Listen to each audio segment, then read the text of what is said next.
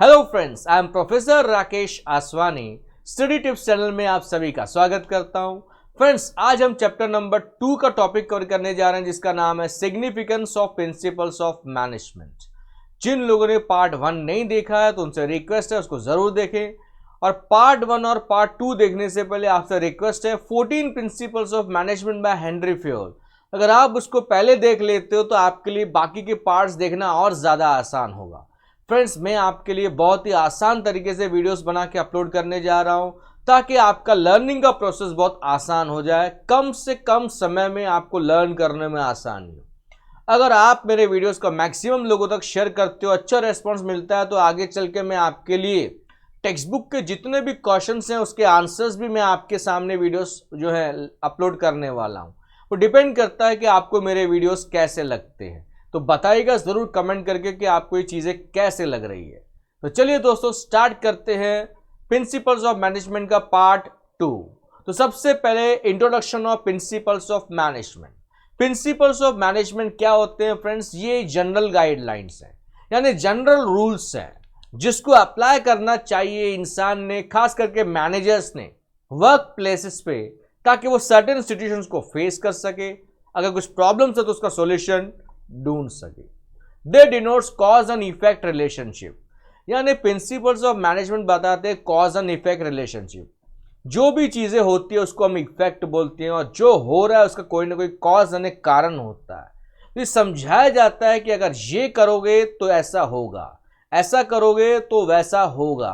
तो denotes, they define cause and effect relationship. It helps the manager to take and implement decisions and to achieve the organised goals. यानी ये principles of manager को help करते हैं सही समय पे सही डिसीजन लेने में, ताकि वो कंपनी के गोल्स को अचीव कर सके। तो these principles are guidelines to action, यानी हमने कैसे एक्शन लेना है, कैसे लोगों से काम करवाना है, ये प्रिंसिपल्स गाइड करते हैं। आगे बढ़ते हैं। इसका सिग्निफिकेंस यानी इंपॉर्टेंस में फ्रेंड्स हमें 6 पॉइंट्स हमने एक एक करके कवर करने हैं। स्क्रीनशॉट चाहें तो आप लेके रख सकते हैं, ताकि आपके मोबाइल में नोट्स अवेलेबल हो।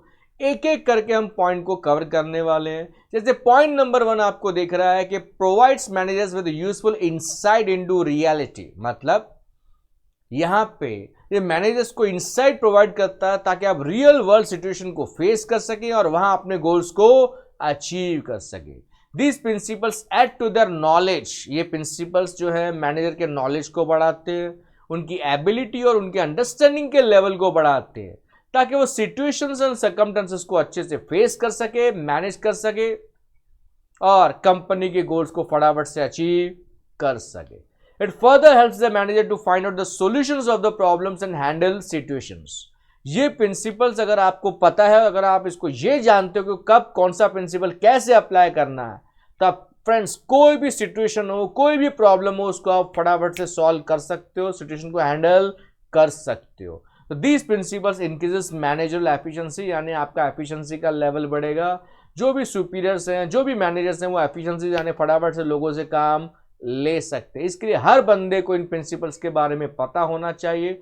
फ्रेंड्स, इस चैप्टर में आप 2 तरह के प्रिंसिपल्स पढ़ने वाले हो। एक हेनरी फ्योल के 14 प्रिंसिपल्स, उस वीडियो को जरूर देखेगा, 14 के 14 आपको याद होने चाहिए। दूसरा फ्रेडरिक विंस्लो टेलर के प्रिंसिपल्स हैं, जो कमिंग पार्ट्स में आपको वो देखने वाले हैं। इन दोनों के प्रिंसिपल्स आपको पता होने चाहिए, ताकि आप डे टू डे लाइफ में अप्लाई करके अपने एफिशिएंसी के लेवल को बढ़ा सको।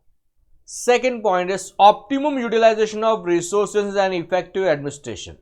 अब मैनेजमेंट का मकसद ही यही होता है कि हमने रिसोर्सेज जितने भी हैं उसका बेस्ट यूज करना है, यानी हर तरह के रिसोर्सेज का वेस्टेज अवॉइड करना है। वेस्टेज को कम करेंगे, वेस्टेज को अवॉइड करेंगे तो हमारा कॉस्ट ऑफ प्रोडक्शन कम होगा। कॉस्ट ऑफ प्रोडक्शन कम होगा तो हम सस्ता अच्छा दे पाएंगे, कंपटीशन फेस कर पाएंगे, ज्यादा प्रॉफिट अर्न कर पाएंगे। तो एक एक करके पॉइंट्स को पढ़ लेते जो एक्सप्लेनेशन में आपको दी गई है। In every organisation 2 types of resources are used. एक होता है फिजिकल रिसोर्स, जिसमें मटेरियल, मशीन्स, मनी बताया गया। दूसरा होता है ह्यूमन रिसोर्स, यानी मैन पावर की हम बात करें तो 2 तरह के रिसोर्सेज होता है। एक होता है ह्यूमन रिसोर्स यानी मैन पावर, दूसरा होता है मटेरियल, मशीन्स, मनी। तो हमें इनका सही इस्तेमाल करना है, ऑप्टिमम यूज करना है, ज्यादा से ज्यादा वर्कर से काम करवा के लेना है, और जितने भी रिसोर्सेज उसके वेस्टेज को कम करेंगे तो अपना कॉस्ट कम होगा। कॉस्ट कम होगा तो यानी ऑप्टिमम यूज हो रहा है। इतना ही नहीं, मैनेजमेंट के प्रिंसिपल्स हमें एडमिनिस्ट्रेशन यानी मैनेज करने में हेल्प करते हैं। फ्रेंड्स, एडमिनिस्ट्रेशन का मतलब क्या होता है? मैनेजमेंट। एडमिनिस्ट्रेशन कौन देखते हैं? It is the main function of top level management. ऊपर बैठे हुए लोग जो हैं वो एडमिनिस्ट्रेशन देखते हैं। तो ये these principles brings effect to administration, यानी अगर ये प्रिंसिपल्स हम फॉलो करते हैं तो हम अच्छे से एडमिनिस्ट्रेशन यानी हम अपने बिजनेस को अच्छे से मैनेज कर सकते हैं।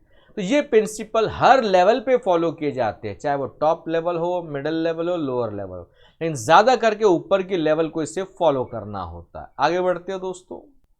Point number 3, scientific decisions. Scientific decision का मतलब होता है सिस्टमेटिक और बैलेंस डिसीजंस। सही समय पे सही डिसीजन लेते हो तो उसको हम साइंटिफिक डिसीजन कह सकते हैं। दुक्केबाजी पे कभी भी डिसीजन नहीं लेना चाहिए। ट्रायल एंड एरर मेथड को फॉलो नहीं करना चाहिए। तो साइंटिफिक डिसीजंस के लिए हर मैनेजर के पास ये नॉलेज का होना बहुत जरूरी है। तो ये प्रिंसिपल्स ऑफ मैनेजमेंट जो है ये हमें सिस्टमेटिक और बैलेंस यानी साइंटिफिक डिसीजन लेने में हेल्प करते हैं। और हर मैनेजर को ना कई तरह के डिसीजन लेने होते हैं। These principles helps in thoughtful decision making. There should be logic rather than blind faith. Yes, कोई भी डिसीजन लेते हैं तो उसके पीछे लॉजिक को फाइंड आउट करना बहुत जरूरी है। ऐसे ही आंख बंद करके कोई भी डिसीजन नहीं लेना है। Decisions taken on the basis of principles are free from bias and prejudice, यानी हमने फिर पर्सनल फीलिंग्स उसमें आने नहीं देना है। सिचुएशन देख के हमने काम करना है। ऑब्जेक्ट हमारा मकसद इंपॉर्टेंट है, वो हिसाब से हमने डिसीजन लेना। तो ये प्रिंसिपल्स हमें सही समय पे सही डिसीजन लेने में हेल्प करते हैं। इसमें अगर पर्सनल बायस होगा, प्रीजुडिस होगा तो इसमें प्रॉब्लम क्या होगा? हम सही डिसीजन नहीं ले पाएंगे, यानी किसी भी प्रकार का पार्शलिटी वगैरह नहीं करना है, वरना हम सही डिसीजन नहीं ले पाएंगे। Next is meeting changing environment requirement. अब क्या होता है फ्रेंड्स, मैनेजमेंट के जो प्रिंसिपल्स होते हैं ना वो फ्लेक्सिबल होते हैं, यानी हम उसमें चेंजेस ला सकते हैं, उसको हम एडेप्ट यानी एडजस्ट कर सकते हैं according to dynamic business environment. Business का जो एनवायरनमेंट, जो सिचुएशन है ना वो बदलते रहते हैं। जैसे रिसेंटली पैंडेमिक की वजह से, कोरोना वायरस की वजह से हम ऑफलाइन से ऑनलाइन पे आ गए। बिजनेस करने के, काम करने के तरीके, पैटर्न बदल गए। तो वो हिसाब से मैनेजमेंट के प्रिंसिपल्स को भी हम एडेप्ट कर सकते हैं according to changing business environment. Second point वही आप पढ़ सकते हो।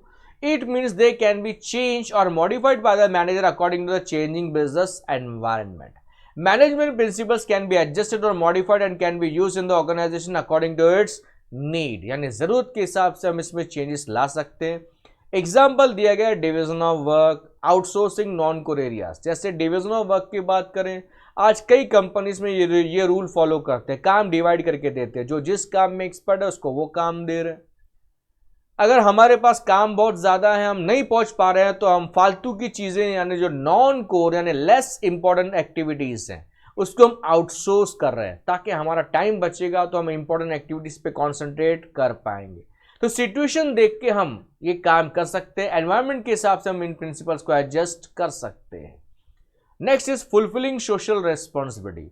अब फ्रेंड्स क्या होता है, हर बिजनेस ऑर्गेनाइजेशन की समाज के प्रति, समाज के डिफरेंट ग्रुप्स के प्रति ना बहुत सारी जवाबदारी होती है, और दिन ब दिन अवेयरनेस का लेवल बढ़ रहा है। पब्लिक को बहुत सारी बातें पता चल रही है, टेक्नोलॉजिकल चेंज की वजह से सारी चीज़ें ओपन हो गई है। तो ये सारी चीज़ों ने बिजनेसमैन को फोर्स किया कि वो अपनी सोशल रेस्पॉन्सिबिलिटीज को परफॉर्म करें। तो these principles guide management in understanding social responsibility organised towards different groups of the society like consumers, employees, government etcetera. हमारी सबके प्रति जवाबदारी है। इसके लिए अलग से आपको चैप्टर है सोशल रेस्पॉन्सिबिलिटी, उसके वीडियो जरूर देखिएगा, आपको पता चल गया होगा कि सोशल रेस्पॉन्सिबिलिटी के ऊपर पूरे टॉपिक्स बने हुए हैं। हमारे समाज के डिफरेंट ग्रुप्स होते हैं, हमें सबके साथ न्याय करना है, किसी के साथ अन्याय नहीं करना है। समझाने के लिए लास्ट वाला पॉइंट आप देखिएगा स्क्रीन पर, so that they can focus on providing quality products at reasonable price. अगर कंज्यूमर्स के बारे में हम बात करें तो बिजनेसमैन की कंज्यूमर के प्रति क्या जवाबदारी है कि उनको वो सस्ता और अच्छा दे, यानी क्वालिटी प्रोडक्ट दे, वो भी एट रीजनेबल प्राइस। इतना ही नहीं, avoid artificial monopolistic situation in the market, यानी मोनोपोली क्रिएट नहीं करनी है, प्रोडक्ट की शॉर्टेज क्रिएट नहीं करनी है, कंपटीशन को किल नहीं करना है, कंपटीशन फेयर होना चाहिए। सही कंपटीशन होगा तो हर बंदे को अपना प्रोडक्ट बेचने का मौका मिलेगा, और जब फेयर कंपटीशन होता है तो पब्लिक को भी फायदा होता है क्योंकि उनके सामने वैरायटी ज़्यादा आ जाती है। फेयर रेम्यूनरेशन यानी हमने पगार अच्छी देनी है अपने एम्प्लॉयज़ को, तो ये हमारे एम्प्लॉयज़ के प्रति जवाबदारी। उनको हेल्दी वर्किंग प्लेस यानी अच्छा एटमॉस्फेयर प्रोवाइड करना है, हेल्दी वर्किंग कंडीशंस प्रोवाइड करना है जहाँ पे वो काम कर रहे हैं। तो इस तरह से हमारे हर ग्रुप के प्रति कई सारी जवाबदारी है। तो ये प्रिंसिपल्स ऑफ मैनेजमेंट हमें फुलफिल करने में, सोशल रेस्पॉन्सिबिलिटी फुलफिल करने में हेल्प करते हैं। Point number 6 is management training education and research. Friends, management training education research क्या है? अब मैनेजमेंट के जो प्रिंसिपल्स हैं ना वो कई सारे इंस्टीट्यूट में पढ़ाए जाते हैं, खास करके जो एमबीए करने वाले लोग हैं तो वहां पे आप सेकंड पॉइंट पढ़ सकते हैं, जैसे कि जो प्रोफेशनल कोर्सेज होते हैं जैसे कि एमबीए यानी मास्टर्स इन बिजनेस एडमिनिस्ट्रेशन या BBA, bachelors in business administration, they teach this principle as a part of their curriculum, यानी अपने कोर्स में वो सारी चीज़ें डिटेल में बताते हैं। इतना नहीं, techniques like operation research, cost accounting, just in time, kaizen, ये सब चीज़ें आप सीखने वाले हो। Etcetera have developed due to further research on principles, यानी आज हम इन चीज़ों को अप्लाई कर रहे हैं। केजन क्या होता है? चेंज फॉर गुड हम बोलते हैं, यानी अच्छे के लिए चेंजेस लाने बहुत ज़रूरी है। अपने बिजनेस को अपग्रेड कीजिए, नई नई चीज़ें लाइए ताकि आप कस्टमर को सेटिस्फाई कर सके। हमने सस्ता और अच्छा प्रोडक्ट देने की कोशिश करनी है ताकि हम समाज के लोगों को मैक्सिमम बेनिफिट दे सकें। तो काम करने के तरीके, पैटर्न, टेक्निक समय समय पे बदल रहे हैं। तो मैनेजमेंट के जितने भी ट्रेनिंग इंस्टीट्यूट हैं वो कई सारी चीज़ें उनका अपने करिकुलम में उन्होंने शामिल की हैं। स्टूडेंट्स को वो सारी बातें सिखाई बताई जाती है और रिसर्च किया जाता है और नई नई चीज़ें लाने की कोशिश की जाती है ताकि हम बेहतरीन तरीके से अपने ऑर्गेनाइजेशन को मैनेज कर सकें। तो फ्रेंड्स, ये 6 पॉइंट्स तो जो आज हमने डिस्कस किए significance of principles of management में। फ्रेंड्स, आपको हमेशा डिस्क्रिप्शन चेक करना चाहिए वीडियो खत्म होने के बाद, उसमें कई सारे वीडियोस के लिंक दिए रहते हैं ताकि आप ज़्यादा वीडियोस को देख के अपने नॉलेज को बढ़ा सकें। फ्रेंड्स, अगर आपको मेरे वीडियोस देखनी है तो 3 ऑप्शंस हैं। पहला, आप डिस्क्रिप्शन चेक करेंगे, उसमें कई सारे वीडियोस का लिंक दिया रहेगा, आप जिस लिंक पे क्लिक करेंगे वो वीडियो डायरेक्टली ऑन हो जाएगा। दूसरा, आप चाहें तो मुझे इंस्टाग्राम पे फॉलो कर सकते हैं। My Instagram I D is IMROC sir. क्या होता है, जब भी मैं कोई वीडियो अपलोड करता हूं तो उसका ट्रेलर मैं वहां पे पोस्ट कर देता हूं ताकि लोगों को बेनिफिट मिल सके। फ्रेंड्स, अगर आपने इस चैनल को सब्सक्राइब नहीं किया तो सब्सक्राइब जरूर कीजिएगा और बेल आइकन प्रेस करना ना भूलें ताकि फ्यूचर वीडियोस का आपको नोटिफिकेशन मिल सके, क्योंकि मैं आपके लिए कई सारे वीडियोस अपलोड करने वाला हूं with in coming few weeks. तो नंबर ऑफ वीडियोस आपके लिए आने वाले हैं, तो आपने सब्सक्राइब करके रखोगे तो नोटिफिकेशन आएगा। तीसरा, ऊपर आपको दिया गया है कि आप जैसे ही मेरे चैनल स्टडी टिप्स पे क्लिक करोगे तो होम पेज ओपन होगा, और जैसे ही होम पेज ओपन होता है तो आपने वहां पे एक वर्ड देखेगा प्लेलिस्ट, वहां क्लिक कीजिएगा। प्लेलिस्ट का मतलब होता है फोल्डर्स बने हुए हैं chapter wise and standard wise, 11th के, 12th के, OCM के, बिजनेस स्टडीज के। आपको जो स्टैंडर्ड का, जो चैप्टर का वीडियो देखना आप वहां पे देख सकते हो। आपको वीडियोस ढूंढने में ज्यादा मेहनत नहीं लेनी पड़ेगी। Thank you all for your love and support.